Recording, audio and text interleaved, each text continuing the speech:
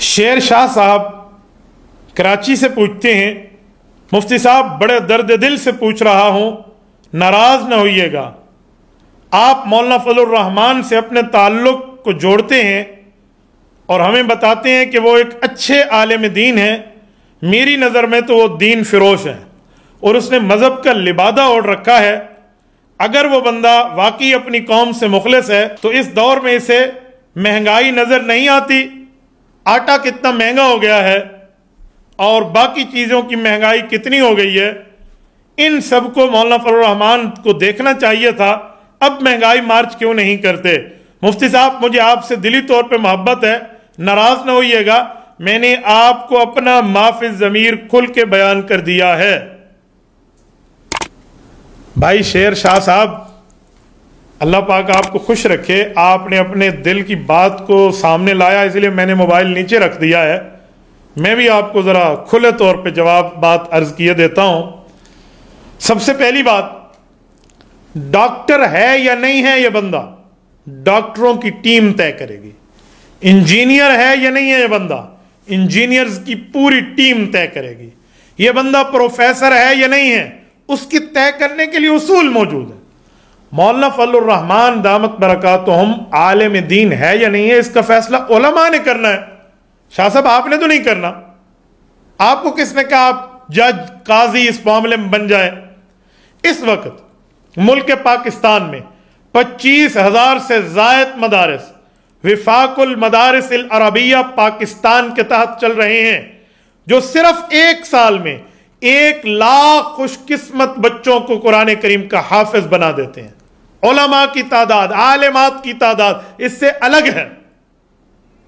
اس ادارے کے جو سربراہ ہیں شیخ الاسلام مولانا مفتی محمد تقی عثمانی دامت برکاتہم، اور اس کے قائد اور روح رواں جنرل سیکرٹری ناظم اعلیٰ حضرت مولانا قاری محمد حنیف جالندری دامت برکاتہم العالیہ ہیں، ان سمیت ان کے تحت کام کرنے والے لاکھوں علماء کرام، مدارس کی ایک کریم موجود ہے، ان سب نے طے کیا ہے کہ ہمارا سرپرست اعلیٰ جو ہوگا وہ قائد ملت اسلامیہ مولانا فضل الرحمان ہوں گے۔ علماء کرام طے کر رہے ہیں اپنی سرپرستی کے لیے ان کو، اور اس وقت یہ نوٹیفیکیشن جاری ہو چکا ہے۔ یہ میں اب کی بات کر رہا ہوں، پرانی بات آپ کرتے ہیں 1980 سے لے کر جس وقت حضرت مفتی محمود رحمہ اللہ دنیا سے تشریف لے گئے، آج 2023 آ گیا ہے، میرے خیال میں 43 سال پورے ہو رہے ہیں، آج تک یہ تبرہ حضرت مولانا فضل الرحمان پہ جاہل تو کرتے ہوئے نظر آتے ہیں، کسی عالم دین نے تو یہ اعتراض نہیں کیا۔ علماء میں جس کو عالم کہا جاتا ہے، 4 بندے اس کی بات کو مانتے، اس کے فتوے کو مانتے، اس کے علم کو مانتے ہیں کہ یہ عالم نہیں ہے۔ میں نے حضرت مولانا فضل الرحمان دامت برکاتہم کو صحیح بخاری شریف کا درس دیتے دیکھا ہے، جامع ترمذی کا درس دیتے دیکھا ہے، اور حضرت مولانا کو قرآن اور سنت اور تفسیر پر بحث کرتے دیکھا ہے۔ جتنا ٹائم مولانا کے ساتھ میرا گزرا ہے، میرا اللہ گواہ ہے، میں جب بھی بیٹھتا ہوں حضرت مولانا کے ساتھ، اگر ہم 1.5 گھنٹہ کی محفل بیٹھ جاتے ہیں مثال ہے، تو اس میں 1.25 گھنٹہ یا 1 گھنٹہ 20 منٹ یا 1 گھنٹے سے زائد کا ٹائم قرآن، سنت، اجماع صحابہ، قیاس مجتہد، فقہاء، اولیاء، اتقیاء، اصفیاء، محدثین، مفسرین، کتاب، تفسیر، فقہ، مسئلہ، مسائل، عقیدہ، نظریہ، اس پر بات ہوتی ہے۔ اس کتاب میں یہ، اس میں یہ، کبھی مولانا کچھ پوچھ لیتے ہیں، کبھی ہم کچھ بات کر لیتے ہیں۔ میں نے تو اس شخص کو صرف یہاں نہیں، میں حرمین میں دیکھا ہے، میں نے وہاں بھی مسائل پہ گفتگو کرتے تھے، ہم مدینہ طیبہ میں تھے، ایک شخص نے مولانا کے ایک مخالف کا نام لیا، اب میں اس کا کیا نام یہاں لیتا پھروں، اس کا نام لیا جس کے اوپر مولانا غیر کے ایجنٹ ہونے کا الزام لگا دیا۔ مولانا نے اسے کہا روک یار، میں مدینہ طیبہ میں عبادت کے لیے آیا ہوں، یہاں بڑے سے بڑے مخالفین پہ تبصرہ کر کے اپنے وقت کو یوں نہیں کرتا کہ مدینہ کے اپنے وقت کو بھی نہیں پر لگاتا پھروں۔ تو ایسا آدمی ہے، یقین مانیے میں نے تو ہر جگہ ان کو دیکھا ہے، ملک غیر ملک میں دیکھا۔ یقین، میں آپ کو ایک مزے کی بات سناؤں، مسجد نبوی شریف ہم داخل ہونے لگے، ساری مسجد نبوی کی بات نہیں ہے، یہ بیت اللہ شریف کی بات ہے۔ حضرت مولانا مجھے کہنے لگے کہ عبدالواحد ایک بات بتاؤ، یہاں تو صفوں کے درمیان اتصال نہیں ہے، یہاں صفیں بعض اوقات رش ہے، ازدحام ہے، زحمہ کثیر ہے، بڑی مجبوری ہے وہاں پر، تو صف کچھ آگے ہے، یہ صف پیچھے ہے، اس میں اتنا فرق نہیں رہتا۔ सिक्योरिटी लेवल भी होते हैं, तो क्या इनकी नमाज इत्तिसाल सुफूफ के ना होने पे हो जाती होगी? देख लेना, ये काबतुल्लाह शरीफ की नमाज है और 1,00,000 नमाज का यहाँ सवाब है। फतवा देते वक्त इन सब पहलुओं को मद्देनजर रखना। मैंने कहा हज़रत शेख हो जाती होगी। कहा अहनाफ के यहाँ तो इत्तिसाल सुफूफ का क्या मतलब? इस तरह फिर बात, एक लंबी तफसील है। हज़रत मौलाना ने वहाँ पर एक बड़ी प्यारी बात फरमाई। मौलाना मुफ्ती ज़रब अली खान रहमहुल्लाह के हवाले से बात की कि इसी जगह हमारी बात हुई और मुफ्ती साहब ने हज़रत मौलाना अनवर शाह कश्मीरी रहमहुल्लाह के कौल को नकल करते हुए फरमाया कि इत्तिसाल सुफूफ का एक मतलब तो ये है कि सब मिलियो भी हो, और एक मतलब ये भी है कि इस तरह के हालात में पिछली सफ वाले को अगले सफ के इंतकालात नजर आ रहे हों कि ये रुकू में है, ये सज्जे में है, ये अब इस तरह, ये भी इत्तिसाल का माना है। कितना इल्मी पॉइंट है, कितना इल्मी जुजिया है, हज़रत मौलाना ने वहां जिक्र किया। आप समझते हैं नहीं नहीं फलां है वो आलिम नहीं है, नौजुबिल्लाह दीन फरोज, ये क्या कह दिया आपने? खुदा के बंदे, इस वक्त पूरी दुनिया में 7 बर्रे आज़म है, 6 बर्रे आज़मों में इंसानियत मौजूद है। इन 6 बर्रे आज़मों में कोई मुसलमान आलिम दीन अगर सियासी पावर के लिहाज से सबसे मजबूत तरीन है तो कायद मिल्लत इस्लामी हज़रत मौलाना फजल रहमान दामत बरकातुहू में। इस पर तो उलमा का इत्तेफाक है। मेरी उम्र उस वक्त छोटी थी, मैं 2001 की बात कर रहा हूं। 2001, जी हाँ, अप्रैल, मेरे ख्याल में 9, 10, 11 की बात होगी। 3 रोजा कॉन्फ्रेंस हुई थी तारो जवाब पेशावर के अंदर। उसका नाम था 150 साला खिदमात दारुल उलूम देवबंद कॉन्फ्रेंस। वहां पर मौलाना शेखुल हदीस मरगूबुर रहमान, मेरे इल्म में नहीं है वो दुनिया में मौजूद है या रुखसत हो गए, मौजूद है तो अल्लाह उनकी हिफाजत फरमाए, दुनिया से रुखसत हो गए तो अल्लाह उनकी कब्र को मुनव्वर फरमाए, जो मोहतमिम दारुल उलूम देवबंद थे उस जमाने में, वो तशरीफ लाए और उन्होंने हजरत कायद मिल्लत इस्लामिया दामत बरकातुहू को एजाजी सनद दारुल उलूम देवबंद के फाजिल होने के दिए। उस वक्त डेरा इस्माइल खान के इस हल्के को, जो हजरत मौलाना का यहाँ आबाई हल्का है, इसको ये तरजीह दी गई थी कि स्टेज के सामने डेरा इस्माइल खान का हल्का बनाया गया था। रायमंड इज्तिमा जैसा मजमा का मंजर था, लाखों मुसलमान उसमें शरीक थे। तो दारुल उलूम देवबंद, जो इस वक्त पूरी दुनिया के एक इस्लामिक यूनिवर्सिटी का नाम है, खुद साकी कौसर ने रखी मैखाने की बुनियाद यहाँ, तारीख मुरत्तब करती है दीवानों की रुदाद यहाँ। कभी तराना दारुल उलूम देवबंद पढ़ के देखिए।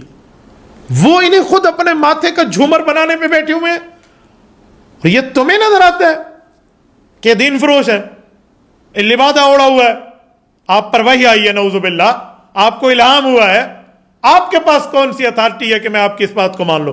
कोई तुम्हें कह ले तुम झूठा कलमा पढ़ रहे हो, तो दिल से नहीं पढ़ रहा, तू कौन सी वेरीफाइड होने की बुनियाद पे अपने बात को क्लियर करेगा? भाई हजरत शाह साहब, मैं शाहों का गुलाम हूं, सादात की इज्जत करने वाला हूं, मैं बड़ी इज्जत एहतराम के लहजे में आपको कहता हूं, इस तरह का जुमला फिर न कहिए कम अज कम। दलाइल की दुनिया में इस पर पूरे दलाइल मौजूद है। रही बात आपके सवाल की महंगाई वाली, कि महंगाई इनको नजर नहीं आती। ये 2023 और 22 के आखिर में आटा महंगा और महंगाई हो गई है। मैं एक जुमला कहता हूं, मुझे नहीं पता आपका ताल्लुक किससे, लेकिन आपकी सवाल से मैं कोई चीजें सक करके असर सामने देख लेता हूं। इस वक्त जो पीटीआई है, तहरीक इंसाफ, मौलाना से इनकी कितनी मुखालफत सबके सामने मौजूद है। मैं ये समझता हूं कि मौजूदा महंगाई में या आटे के ज्यादा भाव में इन्हीं का हाथ है। आप कहेंगे क्यों? मैं उसको प्रूफ करने के लिए तैयार हूं। यूथी दिमाग मेरा मुखातिब नहीं है, वो उनकी ऊपर वाली मंजिल खाली होती है। अक्लमंद आदमी को मैं गुफ्तगू में सामने कह रहा हूं, जो अक्लमंद है वो गौर करे कि आटे के रेट, चीनी के रेट, ये भाव कौन तय करता है, मरकजी हुकूमत या सूबाई हुकूमत? प्रोविंशियल गवर्नमेंट का ये काम है 18वीं तरमीम के बाद। तो सूबे में इस वक्त अगर आटा महंगा है तो सूबा सरहद में हुकूमत इन्हीं की है, पीटीआई की है। सूबा पंजाब के मामलात हैं तो हुकूमत इन्हीं की है। कश्मीर के मामलात हैं तो हुकूमत इन्हीं की है। जीबी गिलगित बल्दिस्तान का मामला है तो हुकूमत इन्हीं की है। रेट ये मुकर्रर कर रहे हैं, इस पर तुम्हें नजर नहीं आता? اس چاروں علاقوں میں، اور جن کو صوبہ کہا جاتا ہے کشمیر سمیت، چاہے کشمیر کو ہم اپنا نظریہ ایک الگ رکھیں، ان سب میں بھاؤ تاؤ تم نے مقرر کیے ہیں، مہنگائی تم نے کی ہے، اور اعتراض مولانا فضل الرحمان پر؟ اور جب بات آئے وفاقی گورنمنٹ کی تو کہتے ہیں 27 کلومیٹر کی ان کی گورنمنٹ ہے، تو 27 کلومیٹر والوں پہ اعتراض، اور جو تم اتنی جگہ پہ بیٹھے ہوئے ہو، تمہارے عمران خان کی کیلکولیشن کے مطابق 66% ایریا تمہارے پاس ہے۔ میں نہیں سمجھتا تم نے لیا، تمہیں دلوایا گیا ہے، یہ ہمیں بہت اچھی طرح پتا ہے،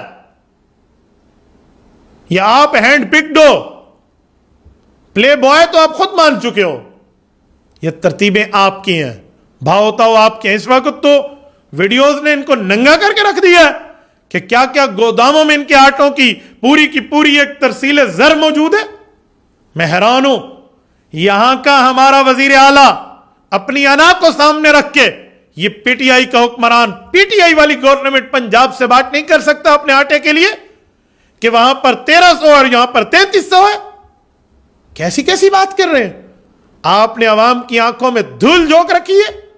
مولانا کہاں ہے؟ مولانا کہاں ہے؟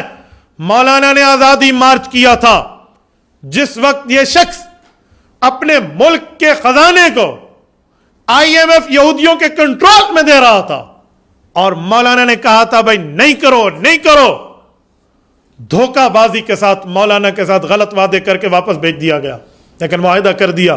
وہ معاہدہ ٹو اسٹیٹ ہے، نہ کہ کسی ایک پارٹی کے ساتھ ہے۔